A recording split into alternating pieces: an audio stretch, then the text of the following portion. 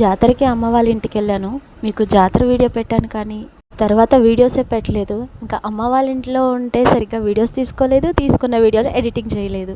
జాతరకి 2 రోజుల ముందే అన్న ఫోన్ చేసి జాతరకి రమ్మని చెప్పి పిలవగానే ఇంక టైం అన్నీ సర్దుకొని పనులన్నీ చూసుకొని జాతర రోజు అయితే బయలుదేరి వెళ్ళాను. ఇంకా ఆ రోజు సాయంత్రమే అమ్మవారికి కుంభం వేసుకోవడం.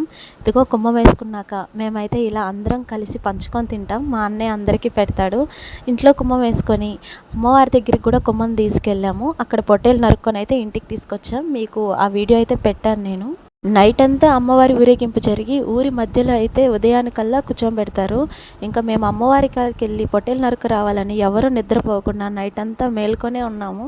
అర్ధరాత్రి 1-2 గంటల టైంలో అయితే మేము వెళ్ళాల్సిన ప్లేస్కి అయితే వెళ్ళి అమ్మవారు కోసం ఎదురు చూసి అక్కడ పొట్టేలు నరుకొని ఇంటికి వచ్చాం. మా అమ్మవారు చాలా పవర్ఫుల్. సత్యవేడు సదవాలమ్మ జాతర అంటే ఒక రేంజ్లో ఉంటుంది. ఇంతకుముందు కూడా సదవాలమ్మ వీడియో అయితే మీకు చేసి పెట్టాను. చూడని వాళ్ళు ఈ వీడియో లాస్ట్లో అమ్మవారి ఫోటో పెడతాను, చూసి దండం పెట్టేసుకోండి. సరిగ్గా వీడియోస్ పెట్టకపోయినా నా సబ్స్క్రైబర్స్ అయితే నా వీడియోస్ అప్పుడప్పుడు చూస్తున్నారు. చాలా thanks. Please like and share, subscribe.